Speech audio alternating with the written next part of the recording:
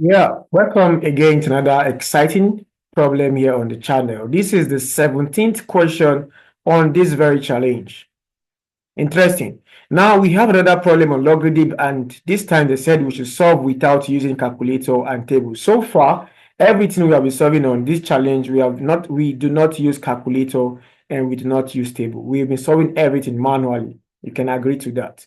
So how do we solve this particular problem? Do we need to test with the option? No, we can't do that here because there's no variable to test with here. So we have to solve this manually. And if you remember those laws of logarithm I gave you, this shouldn't be a problem. So let's get started.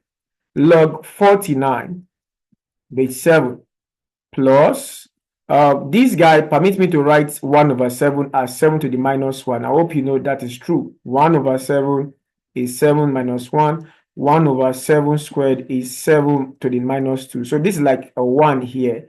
That's why we have minus 1. So if I have 1 over 7 cubed, that will be 7 to the negative 3 bar. So this guy, that's why we have this one here. So that means I can write 49 as 7 squared because 7 squared is 49 and the 2 falls behind. So I have it as 2 log 7 base 7 plus, oh sorry, that shouldn't be plus because when this one comes behind, it's going to be minus log 7 base 7, right? Yeah, minus 1 turns out the plus to be negative, and that is negative log 7. If it was minus, so that would be minus 2 log 7 base 7 because 1 is it's not visible here. So what is log 7 base 7? That is going to be 1. So we have 2 times 1. What is log 7 base 7? That is going to be 1 again. So 2 times 1 is 2, 2 minus 1 is 1, and the answer is going to be A.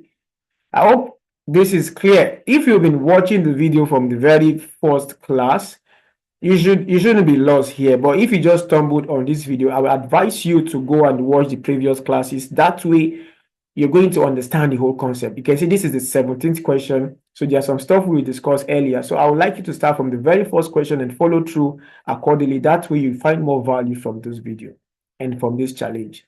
So thank you once again for watching, and I'll see you in the next class. Bye for now.